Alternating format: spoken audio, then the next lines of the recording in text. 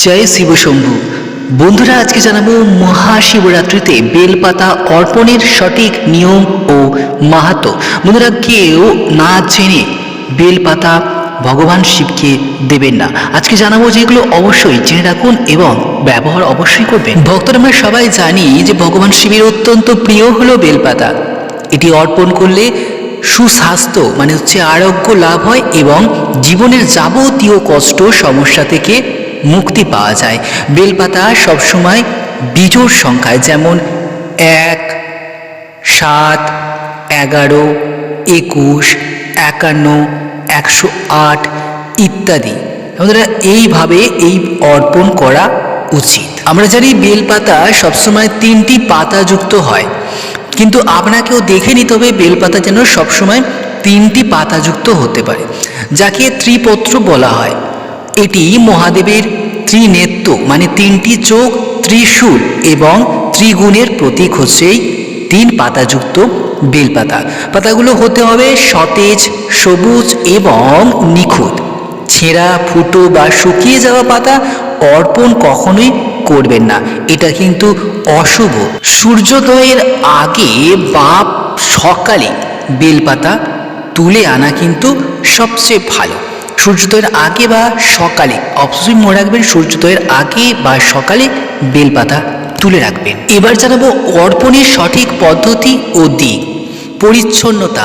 বন্ধুরা, পাতাগুলো প্রথমে পরিষ্কার জলে আপনাকে ধুয়ে নিতে হবে। এরপর জানাবো অর্পণের ভঙ্গি। বেলপাতা অর্পণের সময় এর মসৃণ পিঠটি শিবলিঙ্গের দিকে থাকতে হবে এবং ডাঁটাটি আপনার দিকে থাকবে, অর্থাৎ পাতাটি উল্টো করে দেওয়া স্বাস্থ্যসম্মত। অভিষেক কি আছে? বেলপাতা দেওয়ার আগে শিবলিঙ্গে জল, দুধ বা গঙ্গা জল দিয়ে অভিষেক করে পরিষ্কার কাপড়ে মুছে নেওয়া উচিত। এবার জানাবো মনস্কামনা পূরণের বিশেষ উপায়। চন্দন দিয়ে লেখা। বেলপাতার উপর চন্দন দিয়ে আপনার মনস্কামনা বা ওম নমঃ শিবায় লিখে অর্পণ করলে শিব অত্যন্ত প্রসন্ন হন। বাধা দূর করতে। বিয়েতে বাধা থাকলে হলুদে ওম নমঃ শিবায় লিখে অর্পণ করুন। দাম্পত্য সুখের জন্য স্বামী স্ত্রী একসাথে বেলপাতা অর্পণ করা শুভ। আর্থিক উন্নতি। আর্থিক উন্নতির জন্য বেলপাতার সাথে অক্ষত, আতপ চাল এবং সাদা ফুল অর্পণ করুন। আমরা জানি বন্ধুরা, মহাশিবরাত্রিতে 4 প্রহরী পুজো করা হয়।